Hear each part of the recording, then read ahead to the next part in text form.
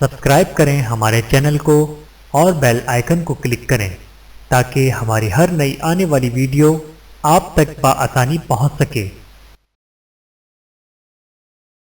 بسم اللہ الرحمن الرحیم۔ حضرت حدانتا زوجہ حضرت ادریس علیہ السلام۔ حضرت ادریس علیہ السلام کی زوجہ کا نام حدانتا تھا اور بقول بعض حدانتا تھا۔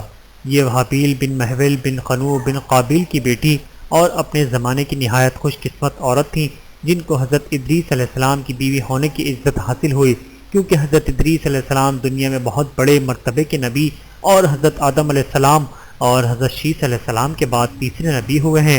65 سال کی عمر میں حضرت ادریس علیہ السلام نے ان سے اپنا عقد کیا، مگر یہ معلوم نہ ہو سکا کہ اس وقت ہدایہ کی عمر کیا تھی اور وہ کس شکل و شمائل کی عورت تھی، کیونکہ حسن انسانی کی ابتدا اور عروج کا زمانہ تھا، لیکن حضرت ادریس علیہ السلام کا اپنی زوجیت کے لیے ان کا انتخاب کرنا اس پر دلالت کرتا ہے کہ وہ نیک سیرت بھی ہوں گی۔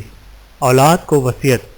حضرت ادریس علیہ السلام کے صاحبزادے متوشلخ نامی انہیں کے بطن سے پیدا ہوئے، جو اپنے بزرگ باپ کے قائم مقام اور وصی بھی تھے۔ حضرت ادریس علیہ السلام متوشلخ کی ولادت کے بعد 300 سال تک دنیا میں رہے۔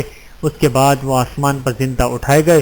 انہوں نے اپنے بیٹے اور تمام اہل بیت کو اللہ تعالیٰ کی اطاعت اور حکم ماننے کی وصیت کی اور کہا کہ عنقریب اللہ اولاد قابیل پر عذاب نازل کرنے والا ہے، اور نیز ان لوگوں پر جو اولاد قابیل سے میل جول رکھتے ہیں، لہٰذا تم سب لوگ ان سے میل ملاپ ترک کر دو اور رشتہ ناتا توڑ دو۔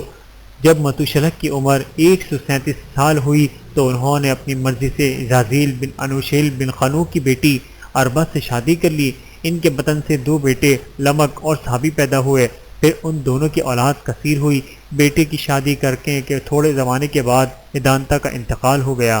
افسوس ہے کہ حدانتا کے مزید حالات ہم کو کسی مستند تاریخ سے نہ مل سکے اور نہ ان کی ماں کا نام معلوم ہوا۔ ہاں، ان کی ساس کا نام برکنہ تھا، جویریو کی بیوی، اور ان کے چچا درمشیل بن محول بن قنوع بن قائل کی بیٹی تھیں۔ بحوالہ تاریخ طبرانی۔ اللہ تعالیٰ کی ان پر کروڑوں رحمتیں نازل ہوں، آمین ثم آمین۔ ویڈیو دیکھنے کا بہت شکریہ۔